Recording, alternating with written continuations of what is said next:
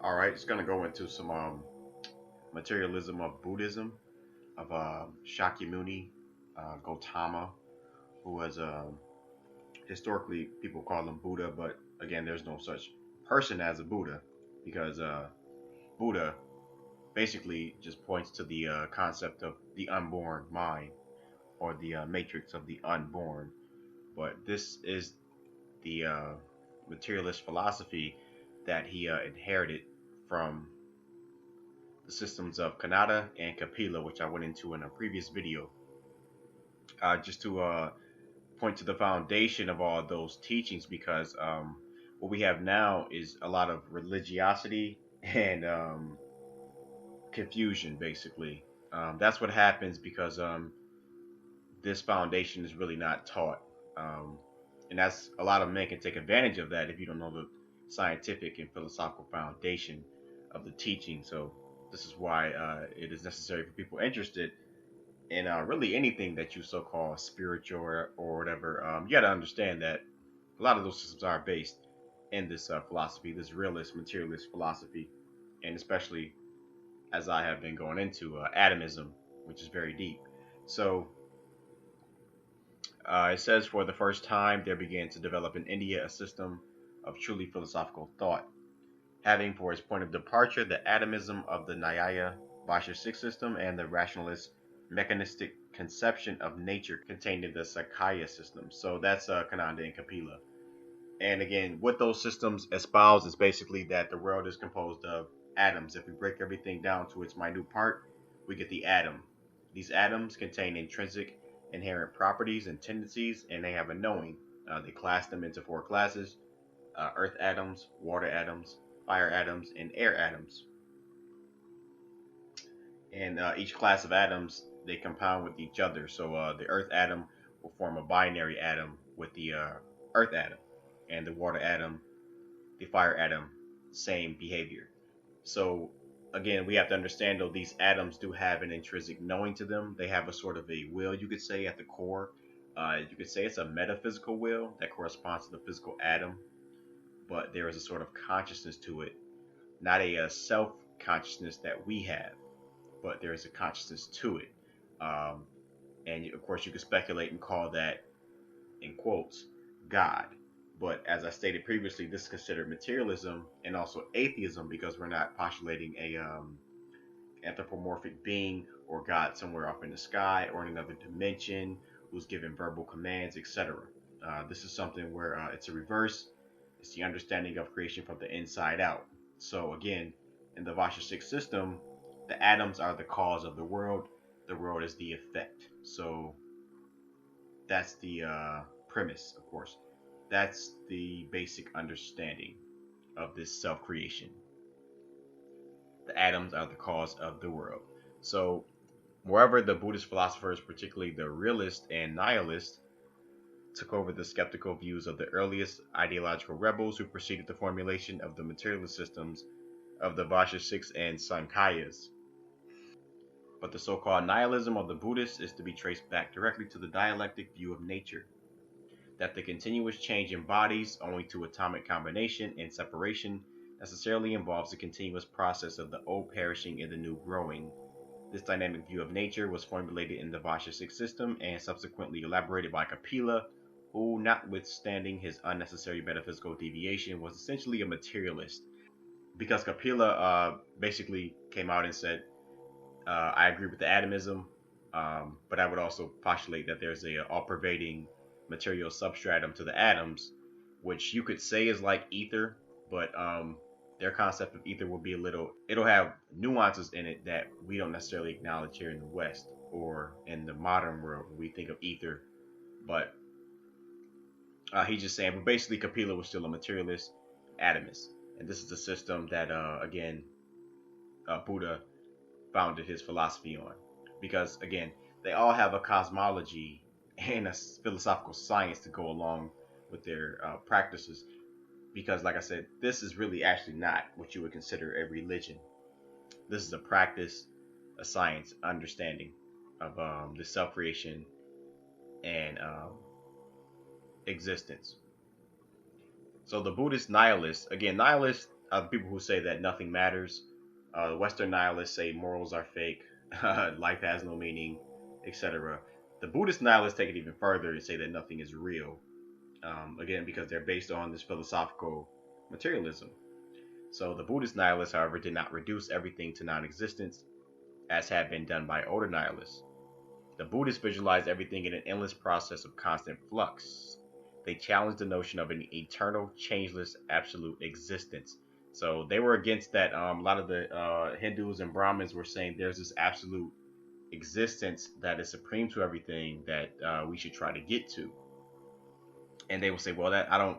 They didn't agree with that. They would say, well, the logical consequence of their dynamic view was the rejection of the dogma of the absolute truth revealed in the Vedas. So all the three schools of Buddhist philosophy, including idealist, taught that every existence is momentary in a state of eternal flux. Their doctrine controverted the basic assumption of the orthodox Hindu philosophy of the Vedanta system, and the Vedanta was the metaphysical approach to the Vedas. Instead of so much worship and naming all these gods, they put a metaphysical spin to it.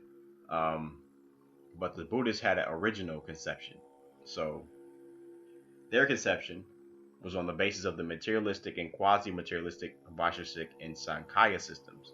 So Buddha reversed the relation between the spiritual and material beings. As a consequence of the reversal of the order of sequence, their relative values were also reevaluated. And so this is the key, and this is what I've been talking about. The premise of the soul and the body, are they separate, basically? Because this is really a critical premise, and a lot of people are basing their philosophies off. And this is what atomism goes into.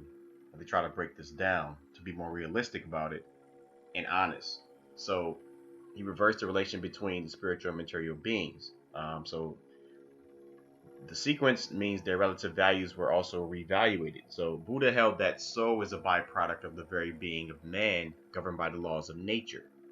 So that's the difference. He didn't say that your soul came into the body. And so all these Buddhists now who are actually trying to avoid reincarnation, even though that is never taught. Now, of course, that's in subsequent teachings, because again, men are going to take this over and try to use it and exploit it to make a living. Basically, everybody has to make a living, so you got to watch out. This is why this aspect is always, you never hear of this aspect of Buddhism, because it would empower you with the knowledge to understand and see through the religiosity of it, so you won't be a fool. So again, he said Buddha held that soul is a byproduct of the very being of man, governed by the laws of nature. So it's not something that comes into the body, it's a result of being a body. Thus, differentiated from and contrasted with the spiritual being could only mean physical being. So you know how everyone says, I'm a spiritual being having a human experience, here to learn lessons, and when the human experience is over, my spiritual being will have learned and go, like all this bullshit. He's like, no, really, the spiritual being could only mean the physical being. They're one and the same. See, Buddha never said that, and I'm just bringing that up because I know a lot of New Age people, like you'll see them with the Buddha statues. Cool, that's fine, I get it. I know a lot of people don't want to go this deep into things, but I'm just saying for people who really want to go deeper and understand what they're really saying, this is what they're talking about. He wouldn't espouse that doctrine, that spiritual being having a human experience, because as Schopenhauer said, that was the false separation. When they came along, someone came along, or some people or some mindsets came along and tried to say that the soul and body were two distinct things with two independent existences. So the Buddhist conception of individual consciousness does not carry with it any assertion or implication that the ego exists or is in any way a reality. So the ego concept, which I say to it, and I'll probably still use it because that's all we understand here in the West, but that's a Freudian concept. But they dispute that as being a real independent thing, also a whole thing called this ego. They would dispute that. It says what really exists, according to Buddhism, is sanskaras, activities and impressions man receives in the course of these activities. The sanskaras again work out in a causal series. So that's what he taught about dependent origination. How, just most of the things you believe were either taught to you or coerced into you, by school and parenting and culture. and you grow up, and some of those things change based off new input. So there you go, right there. The ego, in that case, is not even steady. It's not even consistent. You probably believe something different 10 years from now. So they're saying, what is this ego really? Um, what it really is just a result of bilateral interaction, due to being in the world. But that's not a real independently existing ego because of, like I said, the causal series.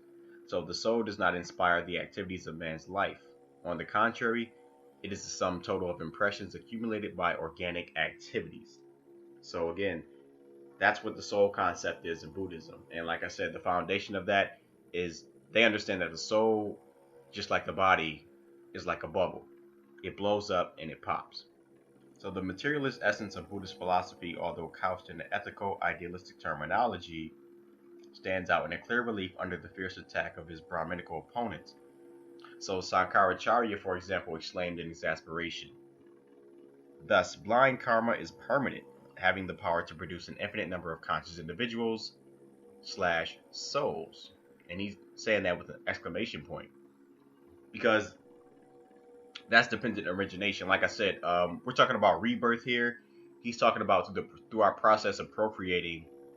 That's the rebirth of this blind karma through that process alone. That's the realist approach to it.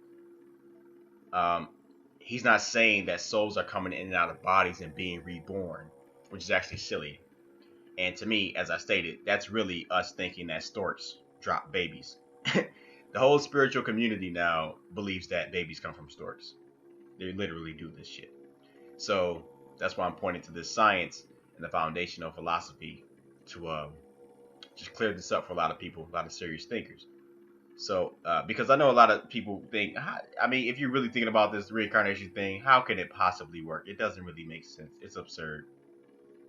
So, a correct evaluation of consciousness, which implied evaluation of the soul, the denial of its spiritual nature, and precedence over physical being, led Buddha to do away with the belief in God, who can be conceived philosophically only as the universal soul. So if there is no constant soul, no perpetual soul, then there's no core soul that all these beings are connected to that we could even call God. Even in that aspect, he said, well, that's not even literal, real. Because again, constant flux, ever changing, dependent origination. So, for the solution of the question of life, Buddha found that belief in God was useless, since the existence of God as the spiritual cause of the universe can be established only upon the assumption of the extra materiality of human consciousness. So again, this anthropomorphic being who exists in another dimension or somewhere far off can't be real, because that's to say that there's some type of superhuman type of consciousness outside of the body, basically, outside of the human body.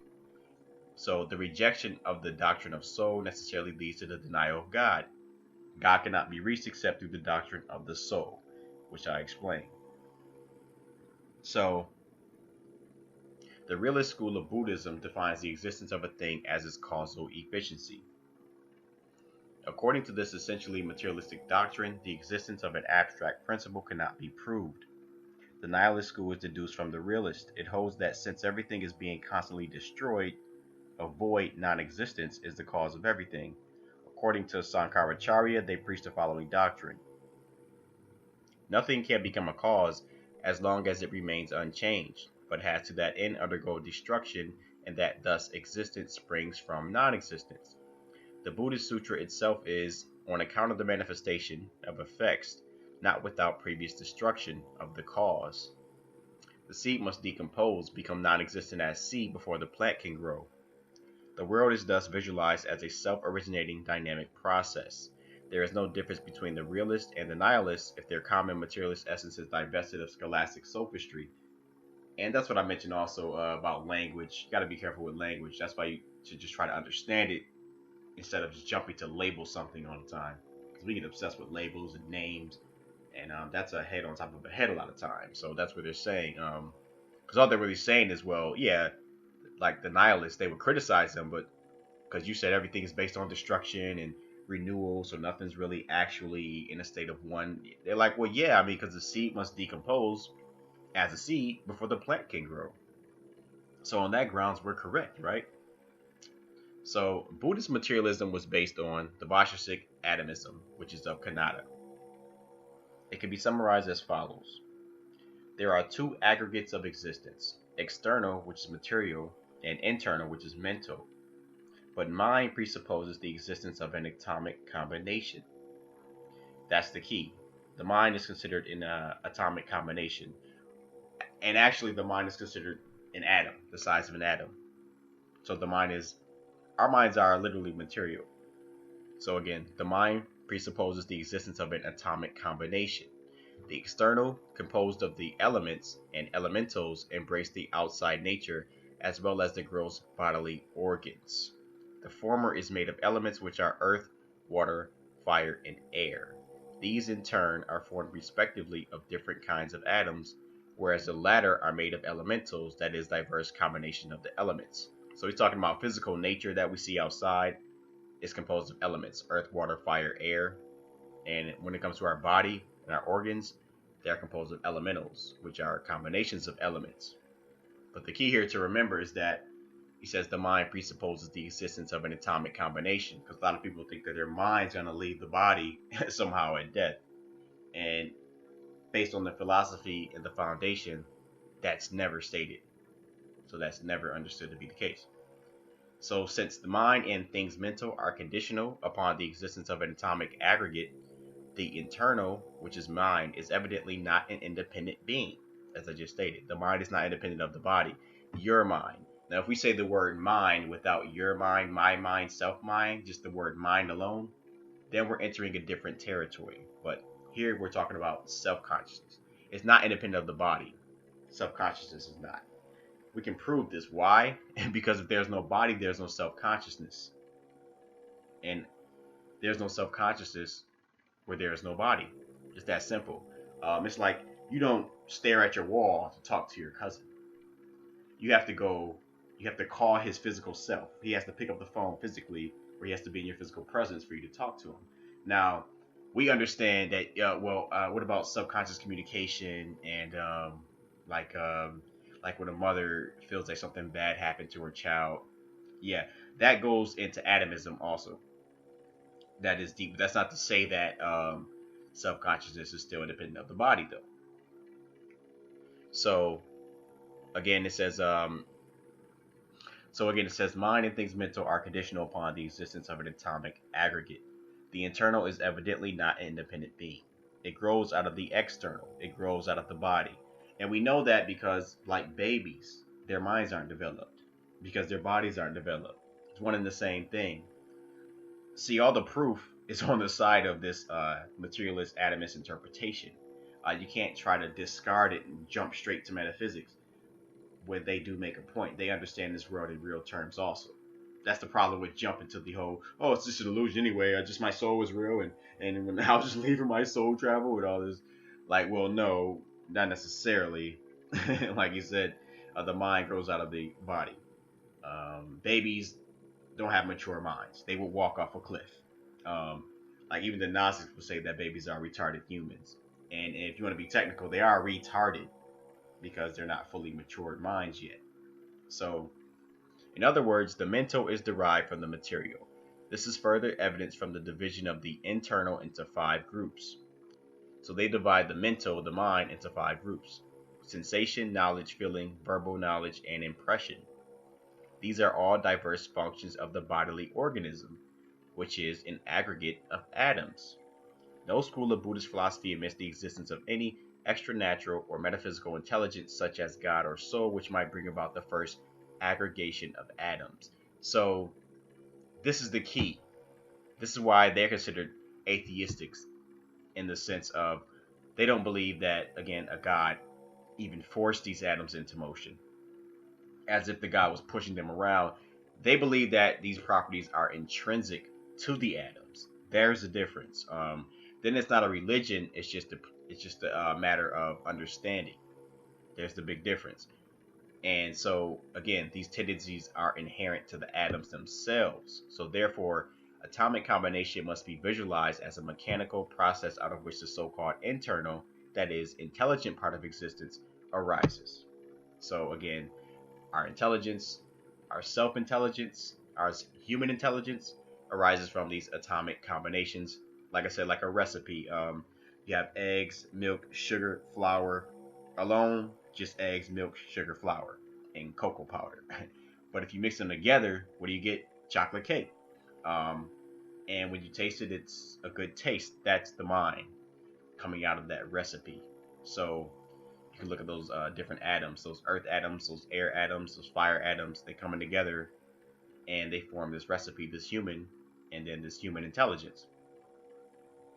But the whole intent, as I stated, is intrinsic to the atoms. Like I said, there's this template that the atoms. You could kind of say that they have an imagination, but even that would probably push it. But they have a sort of template. They have an idea. Like if you look at a tower being built, like there's this huge tower in Dubai, which I watched them build documentary, and you can look at it as the atoms are the workers who build that tower, but they do have a overall blueprint, even though they're all working on different parts. There's a blueprint to it. They have a non-local communication with each other that allows them to create this tower, which is built. you know, it's built by the workers, the atoms. But the Buddhists would say, well, the process of that building, the architects of that structure were the atoms themselves. They wouldn't postulate that there's an outside architect. That's the difference.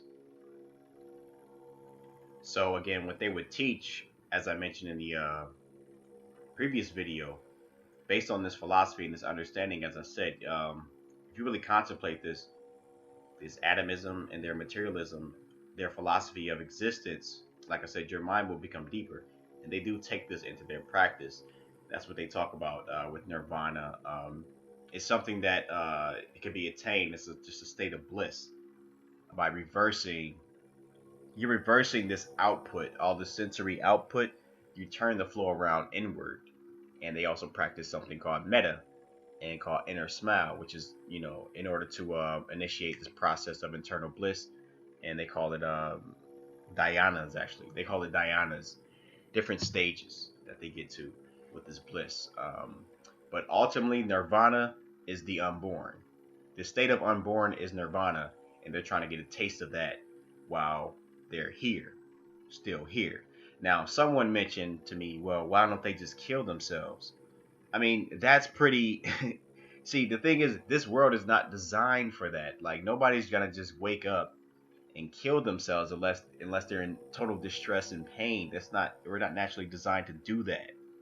But they do state that this world, these atomic aggregations they consider it Mara. They consider it the demon Mara. So the practice, like I said, what they're doing is redemption, basically. They're redeeming what they consider to be this demon, demon Mara, these atomic aggregations, which everybody takes as a self. So they're reversing this whole process, and they're also essentially against the perpetuation of birth and death. That's why they promote nirvana, as I said, because nirvana, the unborn state, is nirvana. It's the pre-atomic state. So that's what Buddhism is about. It's about the pre-atomic state, the pre-atomic realm, and getting a taste of that and promoting that. That's what they teach, because as Buddha says, life is suffering. Seek nirvana. Peace.